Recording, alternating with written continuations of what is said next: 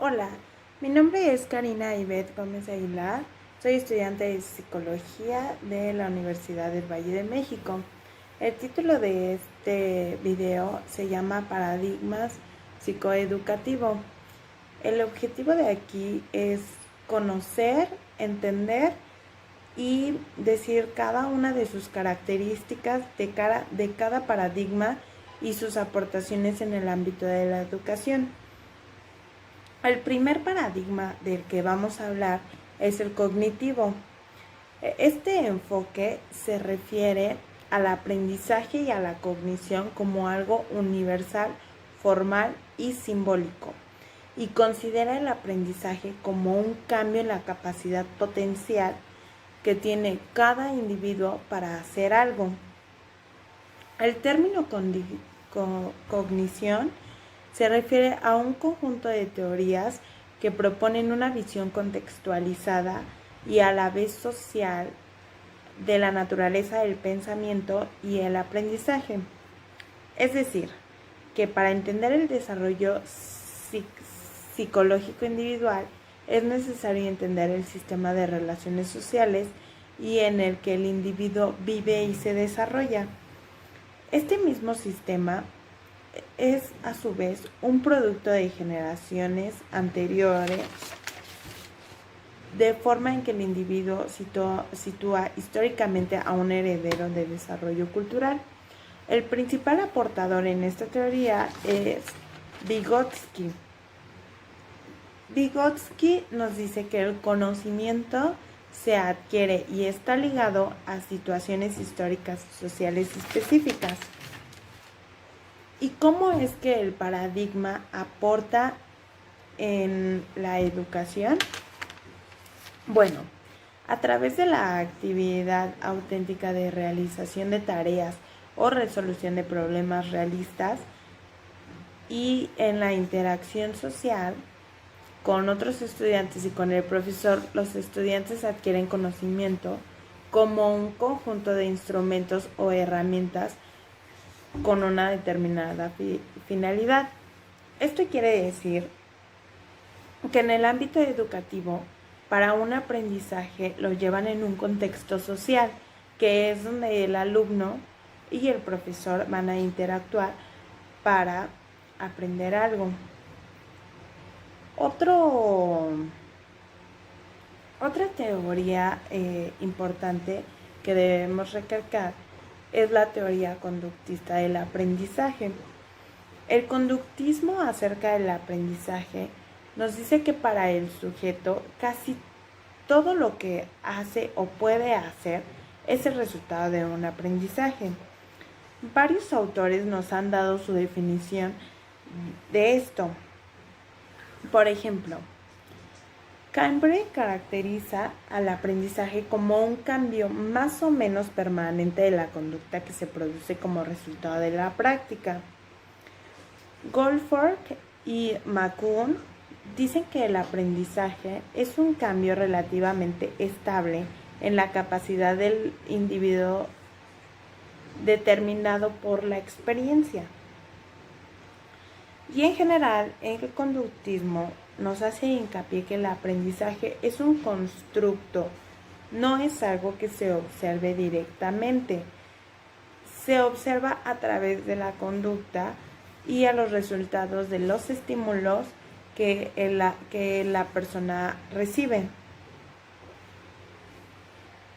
El conductismo aporta varias de sus teorías para estos aprendizajes. Por ejemplo, las teorías más relevantes del conductismo es el condicionamiento clásico, el condicionamiento operario, el condicionamiento vicario. Cada uno de estos juega un rol diferente en el aprendizaje. Es decir, el condicionamiento clásico, los aspectos aprendidos son las emociones, son los sentimientos, los componentes emocionales de las actitudes, etcétera, etcétera. El condicionamiento operado únicamente se basa en los comportamientos de cada individuo y el comportamiento vicario son los comportamientos adquiridos mediante en la que la persona observa. Bueno, para explicar más a fondo cada uno de estos condicionamientos, el condicionamiento clásico se trata de un mecanismo básico en el cual se produce un aprendizaje. Mediante el proceso de condicionamiento clásico, los sujetos y los animales pueden aprender respuestas o conductas a estímulos que previamente se consideran estímulos neutros, en cuanto que no se producían tales respuestas. El tipo de respuesta sujeta a este tipo de aprendizaje son fundamentalmente respuestas involuntarias. Como ya lo habíamos dicho, habla de emociones,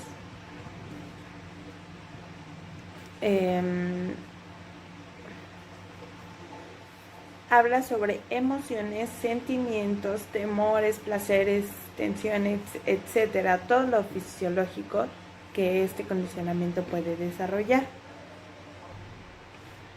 ¿Qué quiere decir esto en ámbito de la educación? Este condicionamiento se puede ocupar mucho, ya que ante reacciones buenas de estímulos en la escuela se tienen buenos resultados y emociones positivas.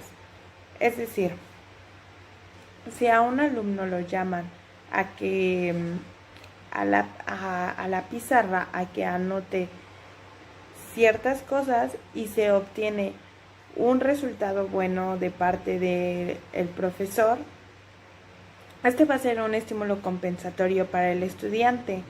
Entonces, al tener estas reacciones emocionales positivas, es porque el alumno las va a asociar y va a ser más agradable y más fácil el aprendizaje. El condicionamiento operante está referido fundamentalmente al aprendizaje de conductas operantes. Un operante es una respuesta o conducta que se emite libremente de forma voluntaria.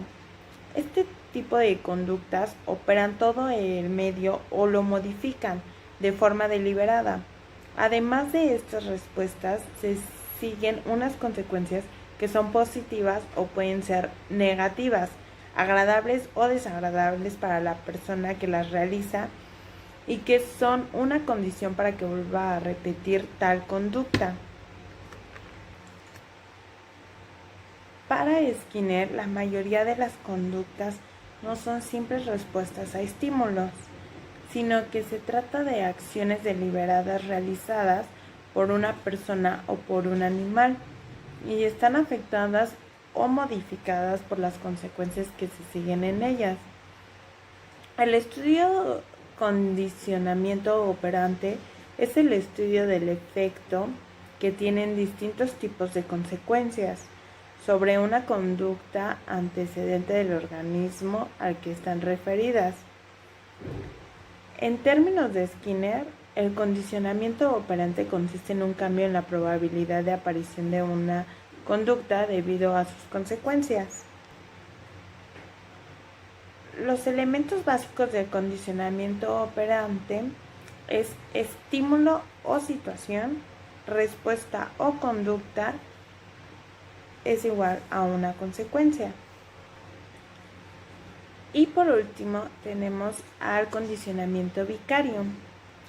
Este condicionamiento es más conocido posteriormente como aprendizaje mediante la observación o aprendizaje social.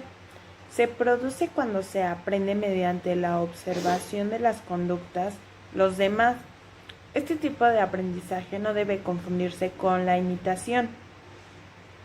Sin embargo, este aprendizaje no es necesario realizar la conducta para aprenderla, simplemente se puede observar. ¿Y estas teorías cómo se aplica en el ámbito educativo? Bueno, pues el uso principal del aprendizaje social son aprendizajes de nuevas conductas, la estimación de conductas ya aprendidas y el fortalecimiento o debilitamiento de temores o inhibiciones. Mediante la observación de otros se adquiere una gran variedad de conductas nuevas que no se encontraban hasta ahora en el repertorio conductual del sujeto. Los demás alumnos y alumnas en el repertorio, los demás alumnos y alumnas y el profesor o la profesora sirven como modelos para la adquisición de una gran gama de conductas aprendidas. El aprendizaje de una nueva conducta a través de la observación de otra persona es mucho más eficaz que el aprendizaje de las mismas conductas a través del refuerzo directo. Estos distintos procedimientos para facilitar el aprendizaje, que son el modelo guiado con el refuerzo, el modelo participante y el modelo gradual, que esto quiere decir alumno-profesor. Pasando al siguiente paradigma, este paradigma se llama humanista. Este está centrado en el ser humano integral y sus principales representantes es Maslow, Allport, Rogers y Murphy. Aquí la problemática son los procesos integrales de la persona. El humanismo nos habla que el ser humano en su totalidad tiende a su autorrealización. Es un ser en contexto humano, consciente en sí mismo y en su existencia, con facultades para decidir, es intencional. El objetivo con la educación fue el desarrollo de potencialidades, la actualización y la autorrealización del ser humano. Apoyó a todas las decisiones de desarrollo personal. Este enfoque nos decía que cuando se da el aprendizaje significativo es cuando se involucra a la persona en su totalidad y se desenvuelve de manera vivencial o experiencial. El papel del docente es el proporcionador de circunstancias para el autoconocimiento, la autodecisión y el crecimiento. Y el papel del alumno es un ser con iniciativa, necesidades personales de crecer.